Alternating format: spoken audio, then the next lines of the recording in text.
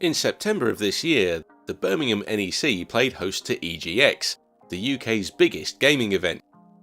Held over the course of 4 days, it's an amazing showcase for virtually every aspect of the video game industry, allowing attendees the opportunity to demo everything from the latest hotly anticipated AAA games to comparatively less well publicised indie titles.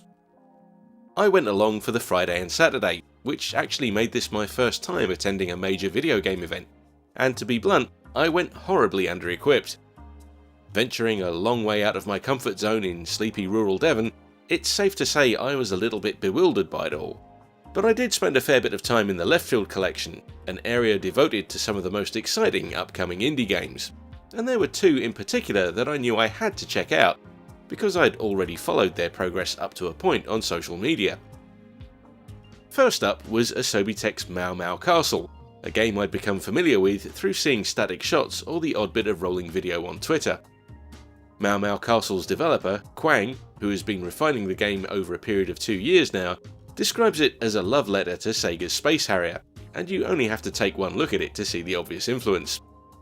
However, this was actually the first opportunity I'd got to play the game, and having done so, I have to say how impressive a job Quang has done of expanding on the Space Harrier concept in a meaningful way.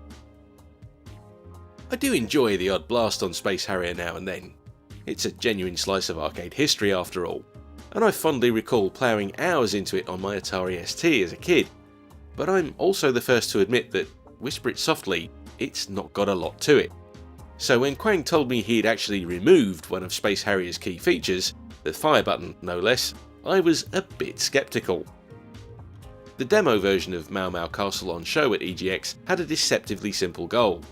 You just had to guide the player character's flying cat dragon to the end of the stage. Sounds simple enough, but it's livened up by the fact that the game uses clever motion controls, and gameplay that quickly reveals itself to be much more varied than Space Harrier's fun but slightly repetitive blasting. From what I gather, Mau Mau Castle has been developed so that it can be played using a variety of different control methods. I'm usually not the biggest fan of motion controls, but the gesture-based hands-free controls showcased at EGX felt perfect. Once they're calibrated, you control the game's furry feline protagonist by moving your hand over an infrared sensor, making a fist to trigger a special charge attack to bash through obstacles. What really impressed me about Mau Mau Castle though was the thought that's gone into making sure it keeps the player engaged. The clever stage design tasks you to collect floating rainbows, avoid obstacles, and even do a bit of high-speed lawn mowing for extra points. There are a few sections where you're able to choose your route through the stage as well. On the strength of this demo, all of this, along with the charge attack mechanic, makes Mau Mau Castle seem significantly more interesting and engaging than Space Harrier, which is no small achievement. It's certainly one to keep an eye on, and even if what you see of the game in this footage doesn't do it for you, you have to admire Quang's commitment to his branding. Just check out that onesie. The second game I managed to get a good long look at over the weekend was Tanglewood by Big Evil Corp.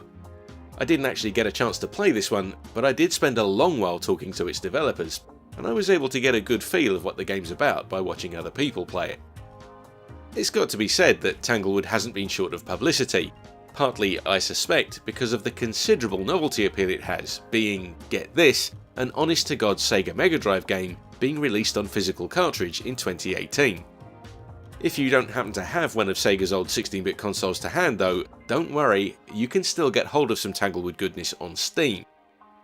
I hasten to add though, the cool factor of having a brand new cart to slot into your old Mega Drive isn't all this game's got going for it. It's beautifully presented, with fluidly animated visuals that remind me of Disney-licensed Mega Drive games like Aladdin and The Lion King. At a glance, it looks like it could be a straight platform game, just like those Disney-licensed efforts. But observing the game as other folks played through the demo, it seems to me that Tanglewood might be done a disservice by that comparison. There seems to be more of an emphasis on puzzle solving than action, with stages that appear very open and spacious. The way you progress through them, using colour-coded power-ups and the special abilities they bestow upon you to access different areas, certainly makes it look like a game that will test your brains as well as your reflexes. Tanglewood is available to buy right now, and I'm quite eager to get my hands on the finished article to see exactly how it plays. because much like Mau Mau Castle, what I saw at EGX gave me a drastically different impression of the game to everything I'd seen beforehand on social media. However it pans out though, Tanglewood is most definitely a labour of love. The effort that's gone into making this available as a genuine cartridge release is staggering, and I gather its production process hasn't been without its frustrations. I learned things about EEPROM chip fail rates from Big Evil Corp that made me wince. But it looks as if all that effort has paid off, and I hear there may even be a Dreamcast version in the pipeline as well. So now I have another reason to feel bad about selling mine all those years ago. Ah well, live and learn.